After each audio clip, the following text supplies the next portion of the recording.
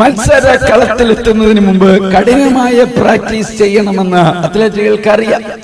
പ്രായോഗികമായ കാര്യങ്ങളിൽ തെറ്റുകൾ സംഭവിക്കാം. ടീം അടിസ്ഥാനപരമായ കഴിവുകൾ നിലനിർത്താൻ കളിക്കളത്തിലെ ദിനത്തിൽ തെറ്റുകൾ ഇല്ലാതാക്കാൻ വീണ്ടും വീണ്ടും കളിക്കുകയും ചെയ്യുന്നു. പരിശീലന സമയങ്ങളിലാണ് ജയത്തിന് ആവശ്യമായ ശക്തി കെട്ടിപ്പടുക്കുന്നത്. അങ്ങനെ കളിക്കാര് യഥാർത്ഥ ദിവസത്തിനായി രൂപപ്പെടും. സംഖ്യാപുസ്തകം മരുഭൂമിയിലെ ഇസ്രായേലിന്റെ 40 വർഷത്തെ പരിശീലനമായും, ജോഷുവയുടെ പുസ്തകം കനാൻ ദേശത്തെ അവരുടെ 7 വർഷത്തെ പ്രകടനമായും പരിഗണിക്കുക. ഇസ്രായേൽ തയ്യാറാകാൻ ശ്രമിക്കുന്ന സംഖ്യാപുസ്തകത്തിൽ ഡസൻ കണക്കിന് തെറ്റുകൾ രേഖപ്പെടുത്തിയപ്പോൾ ജോഷുവയിൽ കനാനിലെ വിജയത്തിന്റെ മേൽ വിജയം രേഖപ്പെടുത്തുന്നു. ഇത് കരുത്തിന്റെയും ധൈര്യത്തിന്റെയും കഥയാണ്, വിശ്വാസത്തിന്റെയും അനുസരണത്തിന്റെയും കഥ.